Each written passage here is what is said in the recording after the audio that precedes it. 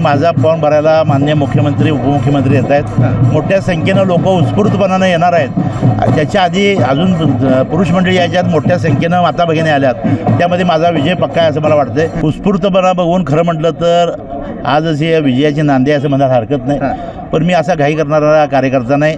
निश्चितपणानं ही निवडणूक आहे, इथं जबरदस्त अशा पद्धतीचा विरोधसुद्धा मला राहणार आहे। आणि विरोध किती राहिला तर लोकांनी एकदा मनातून ठरवलं तर 2009 साली लोकांनी काय केलं होतं हा इतिहास ताजा आहे, पण फार मागं जाय 100 वर्षापूर्वी आम्ही जात नाही। 2009ला जे घालं होतं त्याची पुनरावृत्ती या निवडणुकीत होणार आहे। स्पेशियस, लक्झुरियस, सगळं मिळेल अगदी मनासारखं।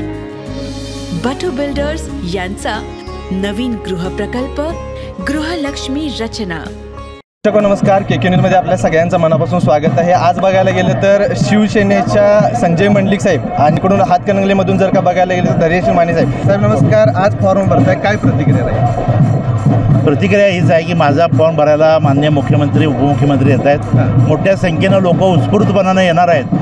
त्याच्या आधी अजून पुरुष मंडळी याच्यात मोठ्या संख्येनं माता भगिनी आल्यात, त्यामध्ये माझा विजय पक्का आहे असं मला वाटतंय। कारण माता भगिनी ही निवडणूक हातामध्ये घेतलेली आहे, ग्रामीण भागातनं माता भगिनी आलेल्या आहेत आणि म्हणून ही निवडणूक पहिल्यांदा महिलांनी हातामध्ये घेतल्याचं प्रमुख कारण म्हणजे मोदीजींनी महिलांच्यासाठी केलेली धोरणं, राज्य शासनाने केलेली धोरणं, यामुळे मोठ्या प्रमाणावर महिला आलेल्या आहेत। मोठ्या संख्येमध्ये आता सध्या बघायला गेलं तर युवक असतील, युवती असतील, त्याच्यासोबत महिला आणि वर्ग हा चांगल्या पद्धतीने कार्यकर्ते जमा झालेले आहेत। कार्यकर्त्यांचं हे बघून उत्स्फूर्तपणा बघून काय वाटतं? उत्स्फूर्तपणा बघून खरं म्हटलं तर आजच ही विजयाची नांदी असं म्हणायला हरकत नाही, पण मी असा घाई करणारा कार्यकर्ता नाही।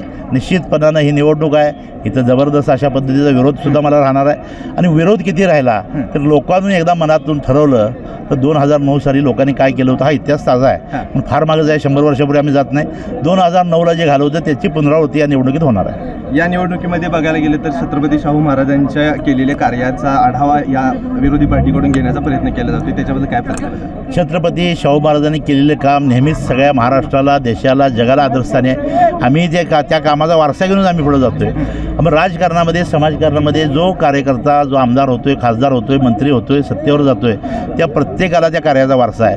आणि म्हणून मी म्हणतोय की कोल्हापूरमध्ये छत्रपती शाहू महाराजांनी त्या काळामध्ये राजश्री शाहू महाराजांनी धरण बांधलं, वसतिगृह केली, लक्ष्मीपुरी, जयसिंगपूरसारख्या बाजारपेठा वसवल्या, दळणवळणाच्या रेल्वेपासून सगळ्या साधनं उपलब्ध केली। पण त्याच्याही पलीकडे जाऊन जर काय काम केलं असेल तर घराघरामध्ये शाहू विचाराचा एक कार्यकर्ता तयार केला, पण प्रत्येक इथला कार्यकर्ता हा शाहू महाराज आहे। आता आज प्रचार सुरू होतोय, आजपासून बघायला गेले तर फॉर्म भरल्यानंतर प्रचार एकदम शिगेला पोहोचेल। लोकांना काय आव्हान करा? लोकांना एवढंच आवाहन करेल, हा राजश्री शाहू महाराजांचा वसा घेतलेला जिल्हा आहे। या जिल्ह्यामध्ये सुरुवाती संस्थान काळापासून विकासाची अतिशय फार मोठी उर्मी होती। हीच उर्मी आमच्याही आज मनामध्ये आहे, पुढच्या पिढीकडे तीच आहे। ही विकासात्मक उर्मी घेऊन ज्या पद्धतीनं संस्थान काळामध्ये कोल्हापूर संस्थान हे अतिशय आघाडीवरचं होतं, त्याच पद्धतीनं आजसुद्धा कोल्हापूर देशामध्ये आघाडीवरचं राहील अशा पद्धतीनं माझं आव्हान आहे। ते सगळं मिळून एकमेकाच्या हातात हात घालून काम करायचं आहे। हे होते महायुतीचे उमेदवार संजय मंडलिक साहेब। आज बघायला गेले तर हा फॉर्म भरणार आहेत आणि या फॉर्मसाठी त्यांनी मोठ्या प्रमाणात रॅलीचं आयोजन करण्यात आलेलं आहे। तर के न्यूज चॅनलच्या माध्यमातून आपण याचे सर्व अपडेट आपल्यापर्यंत पोहोचवत राहणार आहे। के न्यूज चॅनल जर का अजून आपण सबस्क्राईब केलं नसेल तर सबस्क्राईब करा। तुर्तास तर या व्हिडिओचं मी इथं थांबतो। के न्यूज चॅनलसाठी कॅमेरामन वैभव पाटीलचं मी अभिजित, धन्यवाद। अशाच नवनवीन अपडेट पाहण्यासाठी आमच्या के न्यूज चॅनलला सबस्क्राईब करा।